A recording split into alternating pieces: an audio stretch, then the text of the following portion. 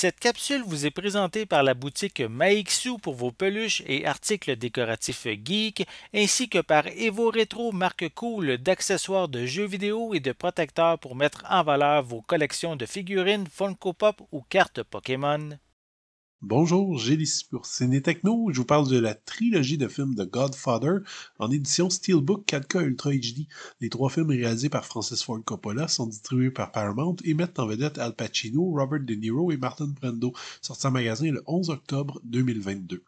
Le parcours mouvementé de Michael Corleone, le fils d'un parrain de la mafia, est le sujet de cette série de films très populaire. Au début réticent, Michael se retrouve malgré lui mêlé aux affaires de la famille de son père Vito Corleone et devient rapidement un chef du crime puissant lui-même. Bon, je peux dire quoi sur la trilogie du parrain qui n'a pas déjà été dit mille fois. Ma critique de film sera plutôt brève. Je pense que soit vous avez déjà vu les films et donc vous vous êtes déjà forgé une opinion, soit vous ne les avez pas vus encore et si c'est le cas, ben, je ne peux que vous les conseiller fortement. Les deux premiers opus de cette série font partie de ces jalons du cinéma américain, des œuvres artistiquement fortes, complexes et fines qui arrivent à exceller dans chaque département, mise en scène, interprétation, scénario, musique.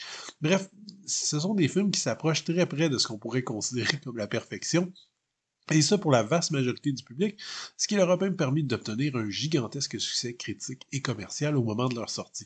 Voyez-les donc comme des petites tempêtes cinématographiques parfaites, une convergence de talents qui a permis de cimenter d'ailleurs dans les années 70 la puissance des réalisateurs au sein des productions. Parce que le succès du Parrain a permis aux producteurs de prendre un petit peu leur distance en termes de gestion artistique des films à Hollywood, qui revenaient donc aux réalisateurs et aux scénaristes.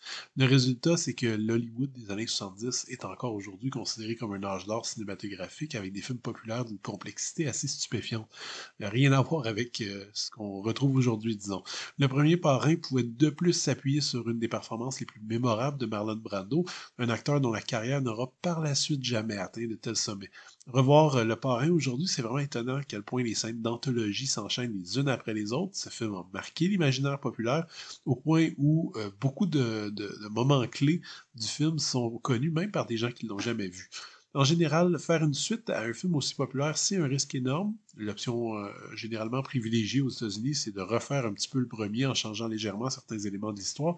The Godfather Part 2 fait l'inverse et continue l'histoire de façon parfaitement organique, tout en ajoutant de nombreuses séquences de flashbacks qui racontent les débuts de Vito Corleone dans le monde du crime qui enrichissent l'univers du film. Et donc, plutôt que de prolonger simplement le premier film, cette suite réussit l'exploit très rare d'étendre son monde, d'élargir sa trame et finalement de nous faire réapprécier davantage le premier film. De mémoire, la seule autre suite qui, je pense, peut se targuer d'avoir réussi ce miracle, c'est The Empire Strikes Back.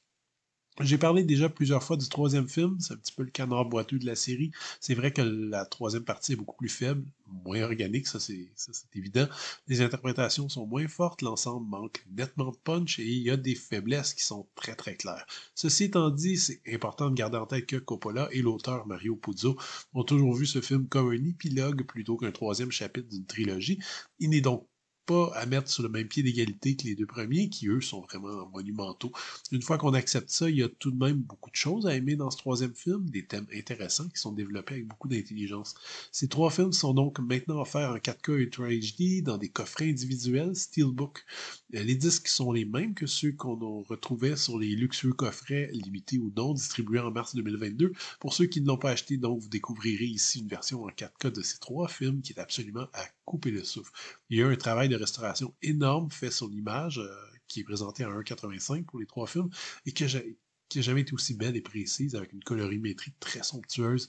The Godfather, le premier du nom, offre des pistes audio en anglais Dolby True HD 5.1 ou Dolby 2.0, sinon en espagnol 5.1, français 5.1 ou 2.0, italien 5.1 ou 2.0, japonais 2.0 et portugais 5.1 avec des sous-titres dans ces langues, ainsi qu'en danois, néerlandais, finlandais, norvégien ou suédois. The Godfather Part 2 offre des pistes en anglais Dolby True HD 5.1 ou Dolby 2.0, sinon espagnol 5.1, français 5.1 ou 2.0 et japonais 5.1 ou 2.0 avec sous-titres dans ces langues, ainsi qu'en italien, allemand, portugais, danois, néerlandais, finlandais, norvégien ou suédois. Et finalement, The Godfather Coda, le troisième film, offre quant à lui des pistes audio en anglais Dolby True HD 5.1, Français, tchèque, allemand, espagnol, italien, japonais, portugais ou russe 5.1, sinon polonais 2.0, et les sous-titres sont offerts dans ces langues, ainsi qu'en cantonais, danois, finlandais, coréen, mandarin, norvégien, roumain, slovaque, suédois ou thaï.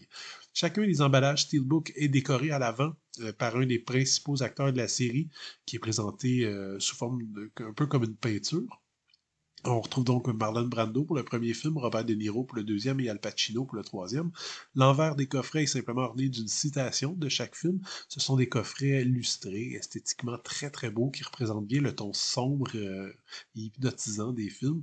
L'intérieur de chaque coffret propose un montage des scènes marquantes pour chaque titre. En termes de suppléments, c'est un petit peu plus limité par contre. Le premier disque propose une courte introduction filmée du réalisateur et surtout une piste de commentaires dans lequel Coppola explique en long et en large tout le développement du film, son tournage et les choix artistiques qu'il a dû faire.